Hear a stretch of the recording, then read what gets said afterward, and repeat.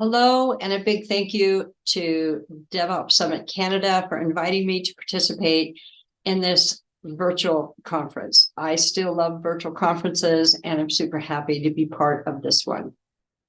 So I'm going to talk to you today about disrupting the DevOps pipeline. We have achieved a point in time where our DevOps pipelines are getting a bit long in the tooth, particularly around the inclusion of security tooling. So we need to take a look at how we can evolve the pipelines to become DevSecOps pipelines and start addressing the cybersecurity issues that we're hearing about and understanding and learning about through the supply chain.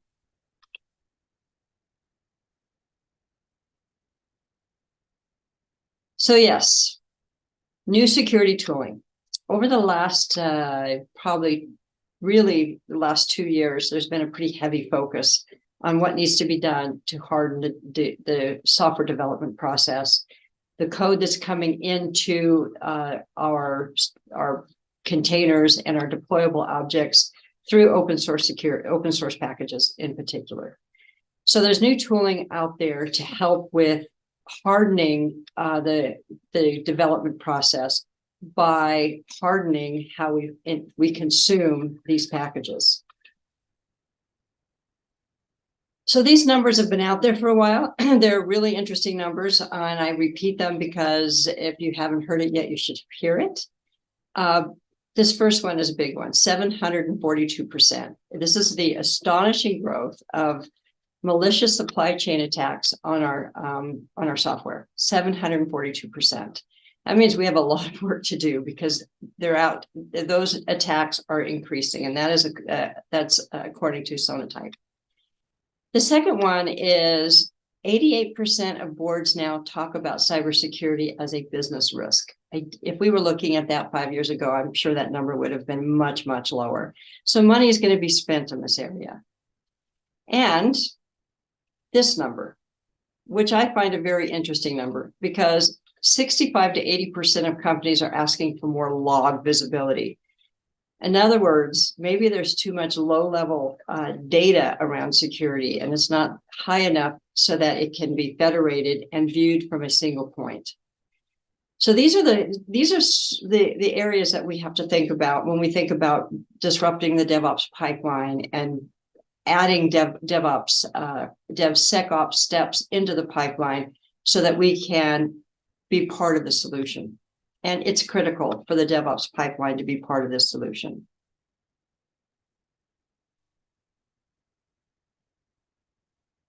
But before we get too far, let me introduce myself. My name is Tracy Ragan. I am the CEO and co-founder of Deploy Hub.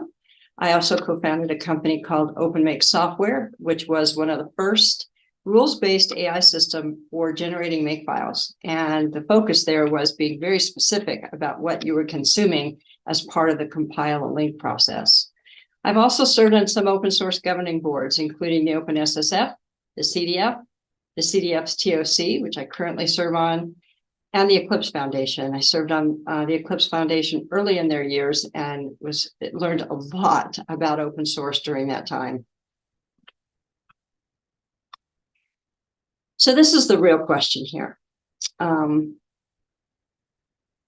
2018, CloudBees reviewed how many users were out there in terms of Jenkins and how many Jenkins pipelines were in use. They estimated about 20 million, and that's just Jenkins. That's not all the other tools. So what you should be asking yourself is, if we needed to update our pipeline for better security tooling, how many workflow files must we touch? The number is going to be in the hundreds for most of you, depending on the size of the organization you're at and the number of applications you're delivering and how you have set up your DevOps process. You're going to find that you have lots and lots and lots of workflow files, regardless of what tool you're using. It's just how we built these, and this is now what we have to deal with. So we really need to update these pipeline files to address security tooling. We need to start consuming the tools that are out there and adding it to the pipeline so we can be part of hardening our cybersecurity. We can be one of the first lines of defense. We talk about shifting left all the time. I just say shift into DevOps. We need to evolve our DevOps pipelines into a DevSecOps pipeline. I'm going to talk today about 5 phases of the pipeline, how we should think about the pipeline in terms of security tooling. And I'm going to cover some of the tools that are coming out of the OpenSSF, the CD Foundation, the CNCF, and some of the vendors who are member companies who are also offering open source security tools as part of their commercial offerings, but they are free to use. And I put this in bold here, so I don't want to forget it. Automation of these tools are essential. We can't believe that we can suddenly create these fabulous security pipelines without creating those security pipelines. The tooling can be out there, it can be offered, but unless it's used and the data is consumed, it kind of is a useless effort. If we have code SBOM generators, we need to be generating SBOMs for every single release. And it just so happens that in a decoupled microservice environment, that challenge even becomes more difficult. Because instead of building one application, you're building lots of smaller features that become a logical application. So we've got some work to do. So let's just go through some of these tools that are out there that you should take a look at. From the OpenSSF, we have Security Scorecard, which I'm going to go into a little bit. SALSA. I love reading the SALSA standards and guidelines for creating better build level security in your actual build system. SigStore, the idea of provenance and attestation and understanding when something's updated, who updated it, and a way to verify that they were the person that they said they were. SPDX, this has been worked on by the Linux Foundation for quite some time, and it is a great standard for SBOMs. OSVDev, a central place for getting vulnerabilities, and SIFT, of course, from Encore. And SIFT is it generates a SBOM for container images and file systems. And then the CD Foundation. Jenkins, Tecton are obviously really important parts of this conversation. Both of these are powerful tools for automating your activities in your DevOps process. Most of you know Jenkins, some of you may not know Tecton. And then there's Ortelius, of course, my favorite.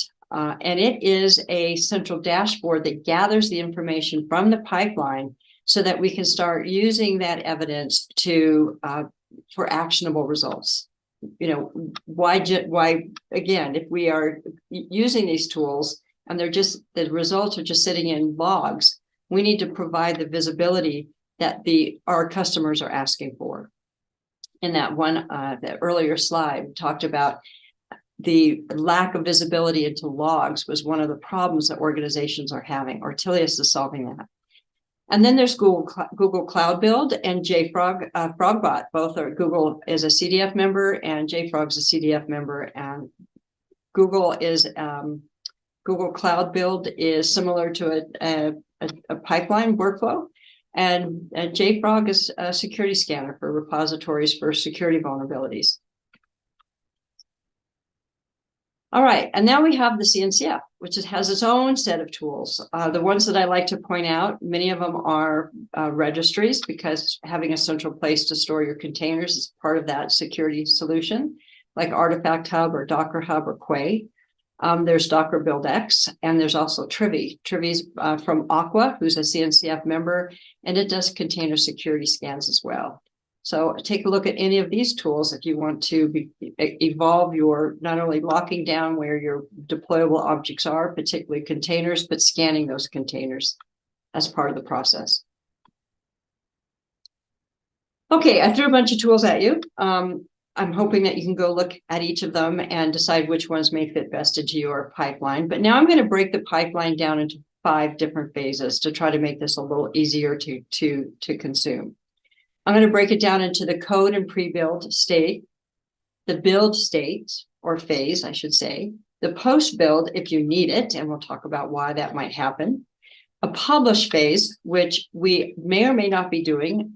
We may be deploying objects in most of our pipelines, but I think publishing them it should be a first step to deployment. And then how to audit the pipeline itself, and how to use a scorecard for auditing everything you're doing in that process.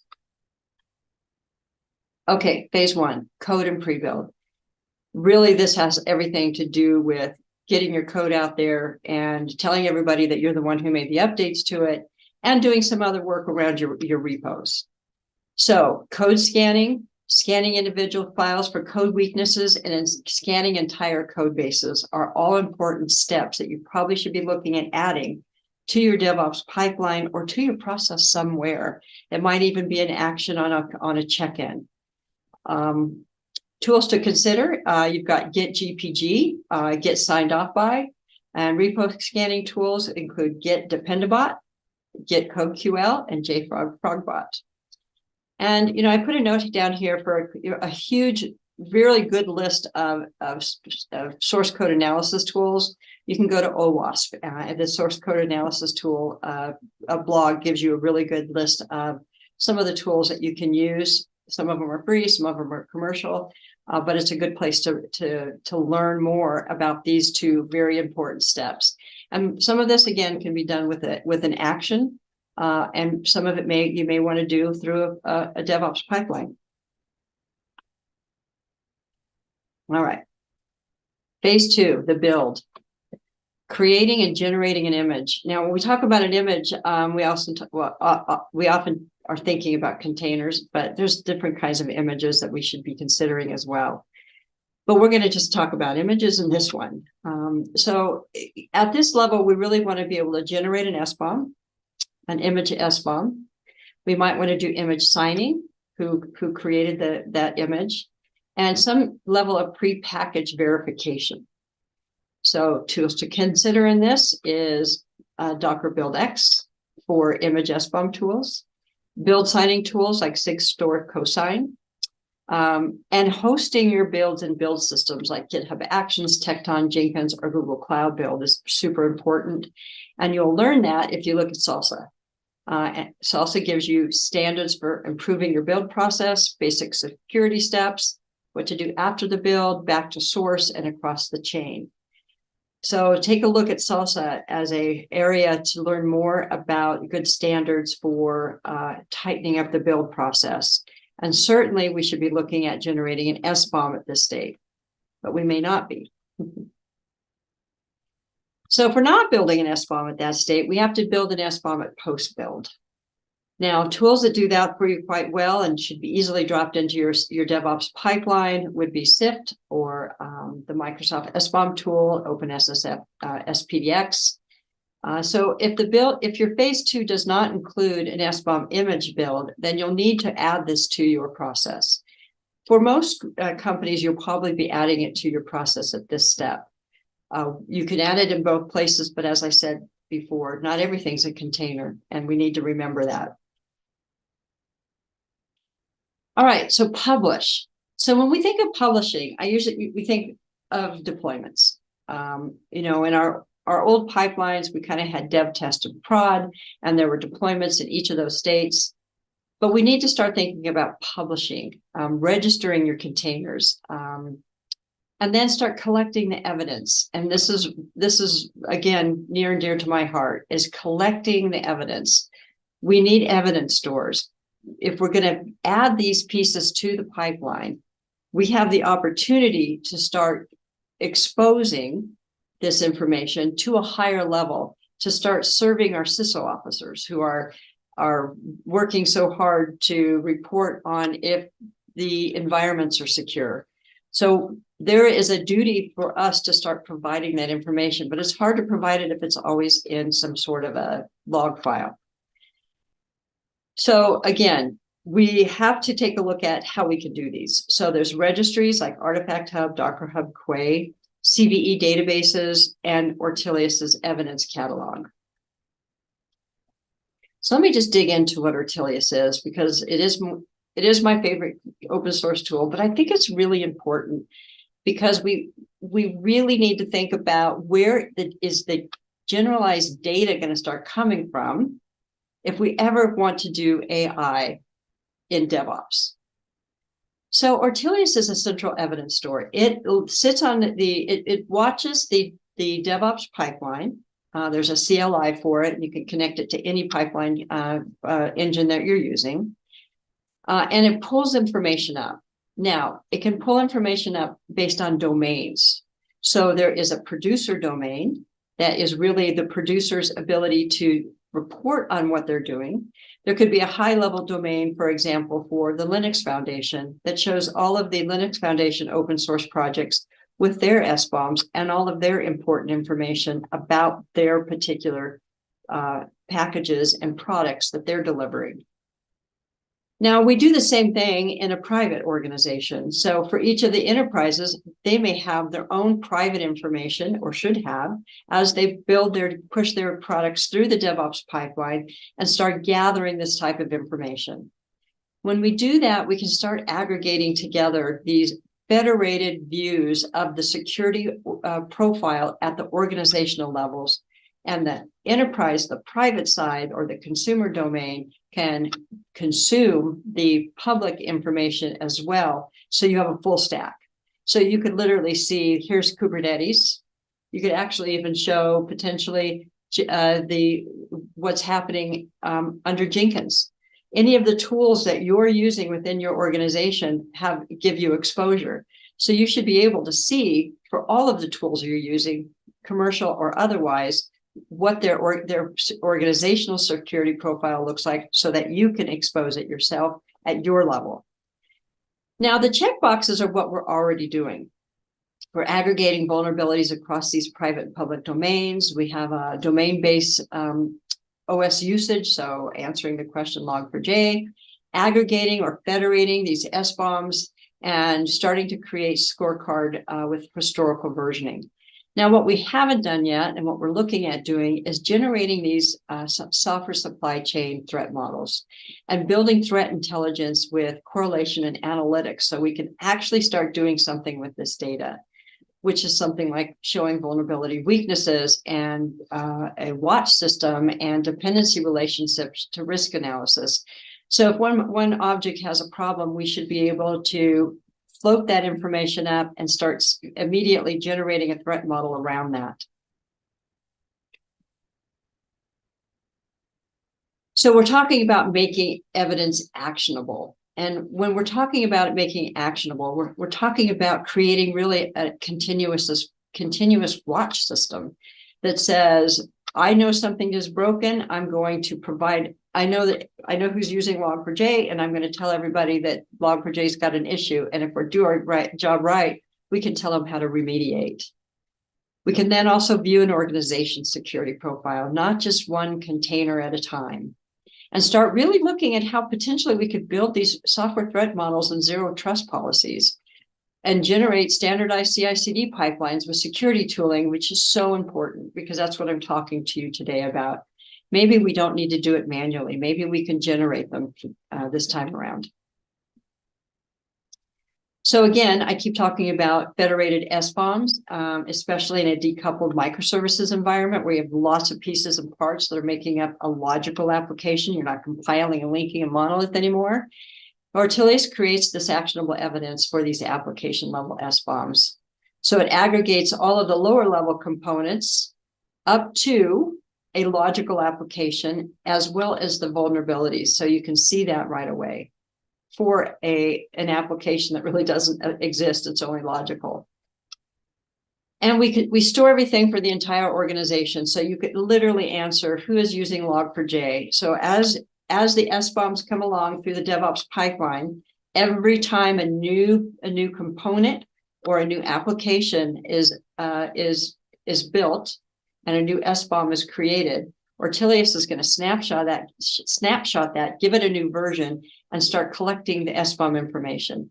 By doing so, you could see at a high level, at an environment level, or at an application level, or at a domain level, or at a component level, where log4j was, or any new vulnerability that may show up. And this is my pitch to get you guys to start to help us out building this. It's an important part of the DevOps pipeline. It creates a really nice, clean central dashboard of data. So if you're interested, check out Ortelius.io and visit us or come to one of our meetings and see if it's a group that you'd like to get involved in. We do have a lot of fun. And now phase 5, the pipeline audit. We cannot forget about auditing the pipeline itself. Jenkins has an audit trail a service that you can use, and Tecton Chains is out there. So by auditing the pipeline, we can see if the pipeline itself has been modified. So for example, tracking your pipeline workflow files and making sure that that the person who edited those pipeline workflow files should have edited them. And then there's the scorecard. So this is the OpenSSF scorecard. You can go to securityscorecards.dev. I think it's one of the more interesting projects that they have come up with. And it checks for a whole lot of stuff. So I can promise you that while it's easy to hook up your scorecard to as a GitHub action, it may not be as easy to pass all these tests, from branch protection to signed releases. But it gives you a really good starting point to say, this is where we're at. And some of the stuff may need to be built again into your DevOps pipeline. So here we are again, looking at tools and way to improve security around our software supply chain. There's a lot to do. There's a whole lot to do. The scorecard is just going to tell you what you have to do. Okay, now one of the most important projects I believe the CDF is working on is CD events. So let's get back to our first question. How many pipelines, how do we make our pipelines more agile to accomplish the security task that's in hand? CD events may very well be the way forward. The Jenkins community has been working on this, but this makes interoperability simplified.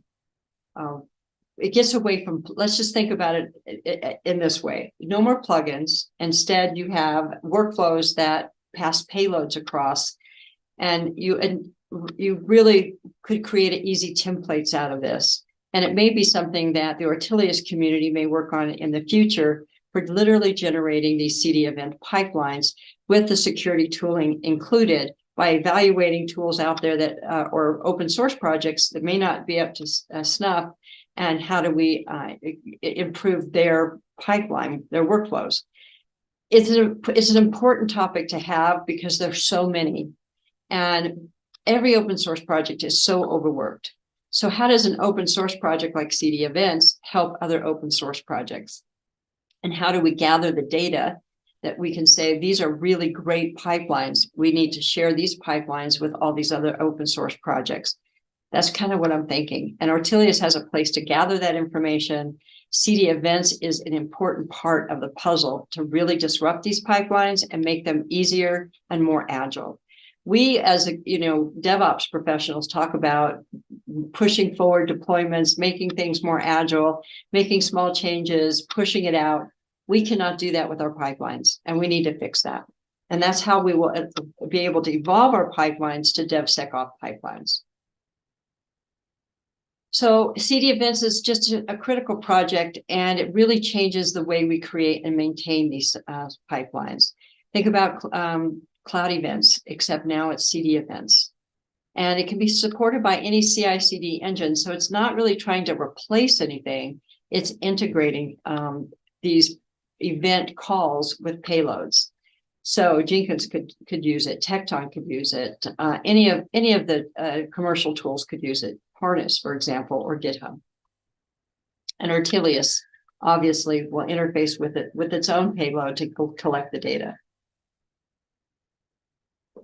So thinking about how to make flexible pipelines, if you really start digging down into it, I think you'll come to the same place that the CD Foundation has come to when it comes to CD events. It solves this interoperability problem and the flexibility issues with CD pipelines. And you really have the freedom to adopt a CD approach for your product, your needs, with the flexibility to incorporate whatever tooling best suits your specific requirement. So we want you to embrace the freedom of a DevOps pipeline instead of having these static pipelines that you have to go and visit. These pipelines have to become far more dynamic than we have seen in the past. And, I hate to say it, but we want to be more kind of be freed from any kind of vendor lock-in.